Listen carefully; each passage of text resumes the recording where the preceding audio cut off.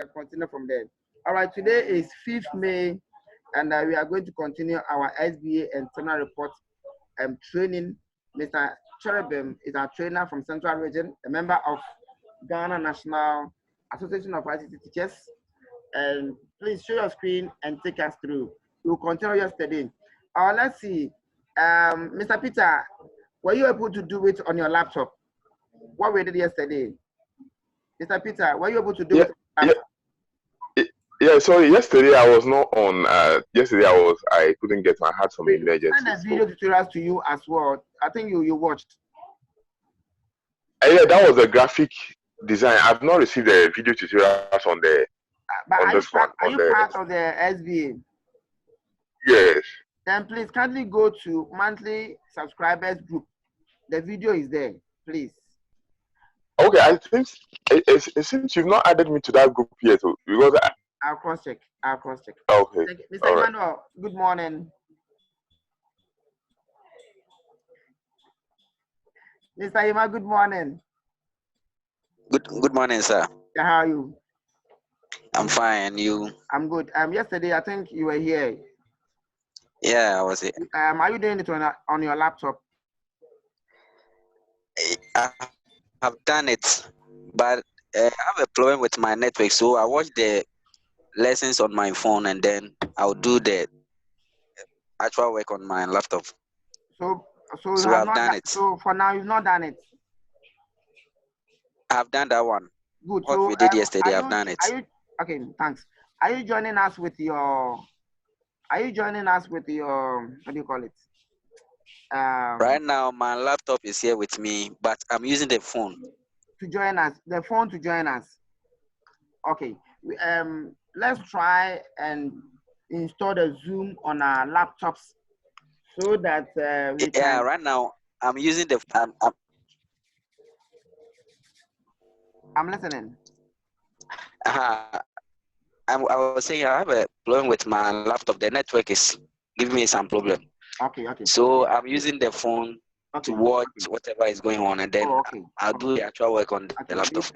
We pray that the link will be good at your end so that you install the Zoom on your laptop so we can see your screen, what you've done.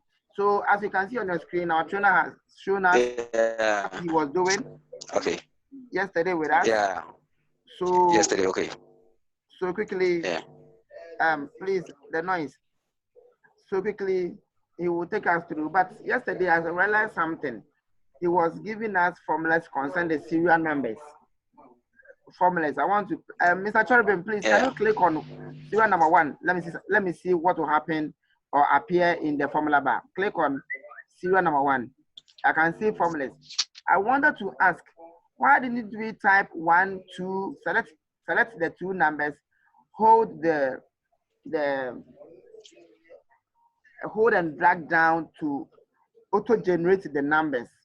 I think that one is also another formula for doing it. But looking at the formula bar, what you did, can we tell us the differences between what I'm talking about and your formula? All right. Can you hear me? We can hear you. Yeah, we can hear you. All right. Please watch my screen very carefully. We can, as the president has said, we could have done it this way, and then we auto-generate the numbers so that it will be automatic. Is that not it? Yes, like this. Why didn't we do it this way by formula? So you can undo it, so that it doesn't sweat itself. I just want to explain it side by side. Okay. Okay. On a normal day, people do this numbering so that they can auto-generate the numbers for whatever work that they are doing. But for this,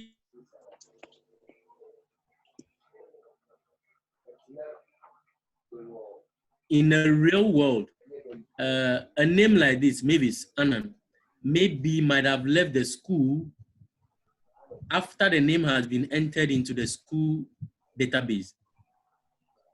So maybe in that term, the person did not take part in examination, or the person had left the school. So if you do auto generation, the number of students will still be the same. But assuming Mavis is no more, so we have to take Mavis' name out, you realize that the automatic 4 here is still there, but the fourth number, because it is empty, it has to regenerate to another place. So it's able to give you real-time number of people on roll as far as your software or your template is concerned. So that you will not have to ask, oh, how many people are in the class? With this numbering, you can tell at a look the number of people in the class. But when you number this way, when you do this auto generation this way, and there is a removal of maybe a name from the list because of their absence or because of something, you realize that you will not be able to count adequately. Please, are we together? Yes, Hello? please. Yes. So you realize that if I should take all this off, if I should take every name from this off, you have a neat template which the person can start with without any automatic number in it. This is a neat template. This is a presentable template that somebody will be enticed to use or to buy for use for the school. So immediately the person starts typing the name, the name in it, maybe Azuma. The number starts generating by itself. The number starts generating by itself. That is how professional we can be as far as these type of things are concerned. So that is one of the reasons why I chose to automate the serial number other than I wish to create the serial number in that way other than just highlighting and doing autofill. So that is one of the reasons, for convenience's sake and presentation and professionality. Question, please. Sorry, Right. I didn't join you today, but I just want to get, so if I get you clear, it means that you the serial numbers were entered manually. Is that a point? The serial numbers have not been entered manually. Okay. The serial numbers are generated by the formulas we put in it. Okay. Please, are we together? Yes, I can see that. Okay. Good. Okay. Good. Okay. So you mean you came up with a formula on that and you've locked the formula, isn't it? Yes, please. So at the end of the day, when we are presenting the software to a client, we will lock all those places that are supposed to be locked. Very good. And leave the part that the user will have to interact with to get output. Wow. So I'm very much interested in how the formula is locked, and well, because when I was really looking out for formulas to appear, but it's very different from mine. So please, if you could help me a little with the procedure unlocking the formula. We'll come to that. Okay. We'll come to that. I think by the close of the day, after we have entered all the formulas in our respective cells and columns, we'll be able to lock the parts that contain the formulas and then the parts that contain other things that we want to use. Okay. Then another final question. All right. Okay. Can you also just explain the condition, the phrase of the sentence, what it is saying? The formula, okay. What the formula is saying. I understand. Okay.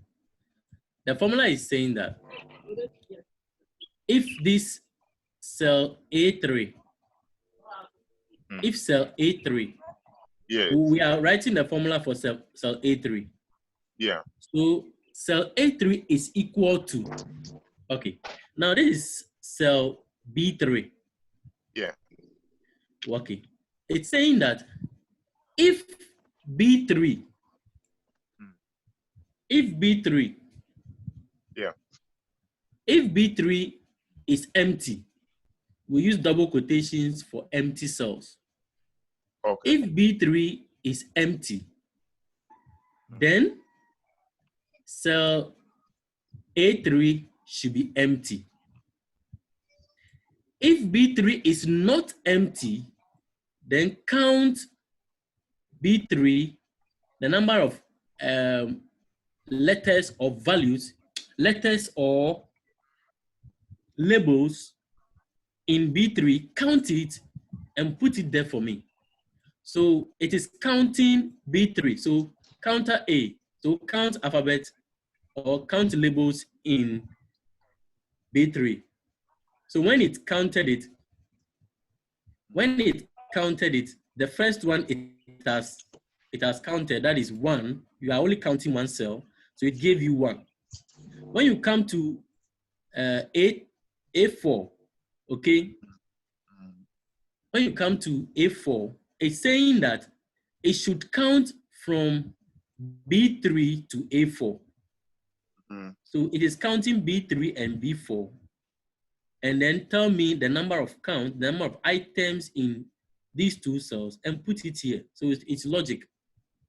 Okay. So that tells you that, look at this, let me show you this. When we are in 4, when we are in A7, we are saying that it should count from B3 to B7. So counting from B3 to B7, how many cells have names? Then it will tell you that 4. That is what gave us the 4 here. So it will be able to tell you at every point in time the number of children or the number of students or the number of data entry that you have made at a point in time. Okay. Please, are we together? Yeah, yes. So it's saying that if this cell is empty, then leave it empty. If it is not empty, count the range of cells and write the answer in that cell for me. Great. I think I get that. So if, let me just take it again. Okay. If B3, this cell, if B3, this cell, okay, this cell, this particular cell is empty, then leave this serial number here empty. Else count. So let's see the empty. If this cell is empty, this one should be empty. If this is empty, this should be empty. So it is working. Yes. Okay. But if this is not empty, then count it. Okay. So that is how it is. Okay. It's a language. I like that. Spreadsheet is a programming language. Yeah. Yes. Spreadsheet is a programming language. So we have to keep all those languages.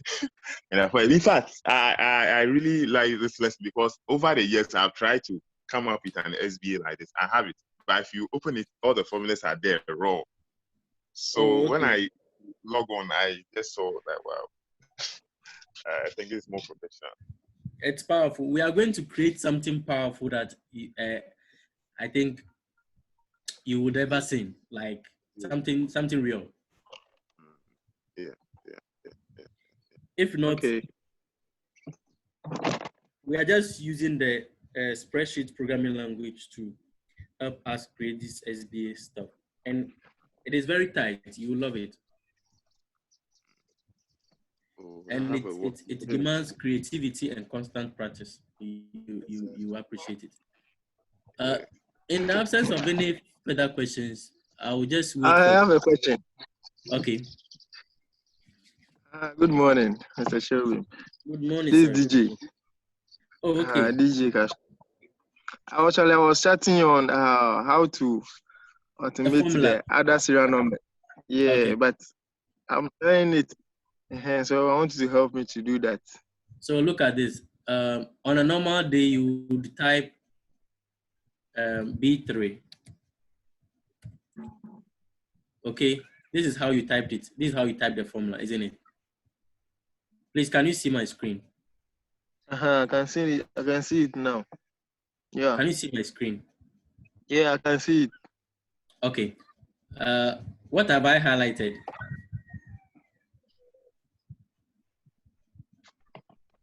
B3. Okay. So when you highlight B3, okay, you press the function key F4. So look at it, F4. Okay. When I press F4, that is it. And I'm saying mine with mine, when I highlight it, and then I press on the function key F4. Then I get the interface. What I sent you, I'll get a project. Then you have the PC screen only duplicate extend. That's what I get. You are using a laptop that the function key needs Fn to perform. You need an extra, how do I say it? A combination of keys to get the F4. Yes, yes. Do you get me? I hope I'm speaking your mind. Yes, that is it. So that means how do I combine? That means your function key is not direct, like press direct. Yeah. So look at it. We have $sign on the computer. I think it's on 4, right? It's on 4, number 4, in the alphanumeric keys. Number 4, the top row character of number 4. Yeah. So there's a $sign there. So you can just type $B $3. Okay. So let me see. $B and then $3.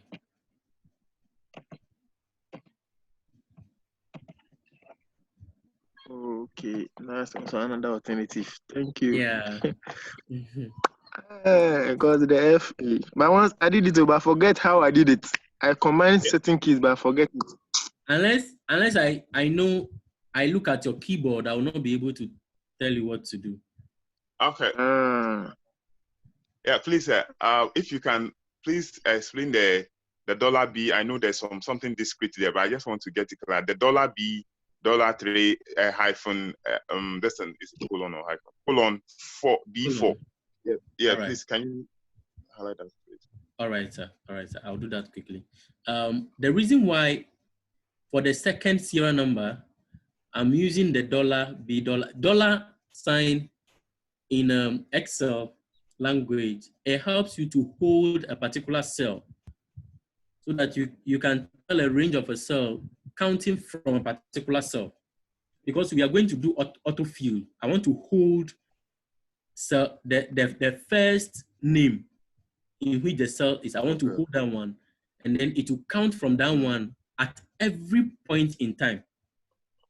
So if I want the student on the 7th row, I want it to count from 1 to the 7th row. Please, am I okay with that? Am I making sense? Yes. Yeah.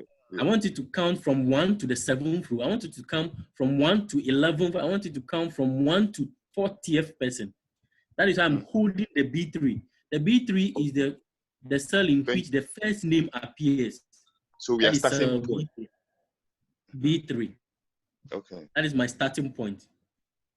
So at every serial number, I want it to start counting from the starting point, that is the first name, that is B3, to anywhere that it is supposed to count up to. That is why I'm using the B3 in the second formula, rounded by the $. That is one. Two, the B3 there to B4 is the range of cells I want to count. I get it. So range count from where? Count from B3 to B4. Count from B3 to B19. Count from B3 to B something. To the range of cell. Yeah, but so that oh, sorry. So I just confirmed something. So that the A1 and the because those 2 rows will be left alone, so that you can always start from the I can always start from the first one. Please, can you hear me? Yes, please. Yes. Yeah. Okay. So I'll use my dollar here. Okay, that's all. So that is why I use the dollar. That is the range of cells. You realize that every formula I click, even up to the last one, every formula I click, it starts from B3. Yes. I mean, Yeah, this one is counting from B3 to B32. If we had done autofill, it would have been 30. But because some of the names have been deleted intentionally to see that in the real classroom, in the real situation, you see things like this. You see some of the names missing. Oh yeah, in a real situation, in a real life situation. Yes. Yeah. I think we had problems. We have had problems with this thing because it happened that in Form 3 class, somebody stopped the school and my headmaster and then you have to remove the name. Yeah, so we have to be very vigilant. And oh my God. So thank you. In Excel, I mean, if you don't take and you delete something, you delete a particular, they see the whole thing will shift. Yes. And everything. Depending on how you write your formula, you'll be in trouble. Excel will teach you to be careful. I tell you, you'll be in a big trouble. Yes. So that is how it is. Mm-hmm. So with the explanation you've just given, you know, I was trying to get some formula for something, and I saw the dollar sign. So we have dollar A with the number, then the range comes in. That's the column comes in. Yeah. Then the dollar fed the other one. Yeah. So I think I was using that one for either positioning or something. Ranking. Yes, ranking. Yes, ranking. Yeah. So I didn't really understand it as you explained it. So okay. So I'm asking it. All right. I'm very happy you appreciate it. Okay. So I want us to continue from where we stopped yesterday. Okay. I don't know if I had those who have joined the class now, if I had your numbers, I would have sent this file to you so that you just continue with us from where we ended. Okay. So that you'll not be lagging behind, because we are going to do a lot of things today. Okay. Okay. Mm-hmm. Okay. So please, can we start? Can we start for today? Yes. Yeah. Okay. All right. So today we'll be looking at how to format these cells. This is a cell that is supposed to contain. Yes, sir. Hello. Yes, sir. Cells B6, fill it. C6, B6, fill it. It's intentional. It's intentional. Okay. I want it to show that if there is nothing there, nothing to appear. It gives you the feeling that the formula you have entered is working. Oh, okay. Even on okay, continue. So you see, when you are creating your stuff, when you are working on your template or creating a program, while you are creating, you are testing. Mm-hmm. So that you will not have to come back to everything all over again. Mm-hmm. Okay, so what we are going to do is that we are going to format these cells using conditional formatting. Now, that one is supposed to be 30%. Now, every mark that you enter here shouldn't exceed 30. So we want to block it in such a way that if any teacher should mistakenly conjure marks, let's say 30, 32 or more, 30 or more, what do you call it? More than 30, the software should be able to tell the teacher that no, you have entered a mark that is bigger than 30. Please, are we together? Yes. So the first thing to do is to highlight the range of cells that you want to format. So I want to format only this cell. And I know this cell and this cell will contain the same thing. So I'll press Control on my keyboard and select. So I know all of us can select cells. So first I select the cell. Please, are we together? Yes, please. Yeah. And I'll go to Data. Data tab. In the Data tab, you see in the group, we see data group. And a data group, we have data validation. So I'll click on data validation. My data validation dialog box will appear. Now, when the data validation dialog box appear, we have settings tab, we have input message, we have error alert. Now, the input setting tells you what you want to do. What do you want to do? We want to enter range of numbers so that our cells will be restricted to it. Please, are we together? So we want a whole number. A whole number. We want a whole number. It should be between a whole number. Between 0 and the maximum should be 30. So our maximum should be 30. So settings, you choose a whole number between 0. So our minimum is 0. Our maximum should be 30 for those respective cells. Then we go to input message.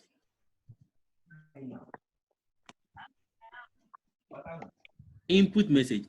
So we say when a cell is selected, show this input, but it is quite irritating, so I don't want you to even go there.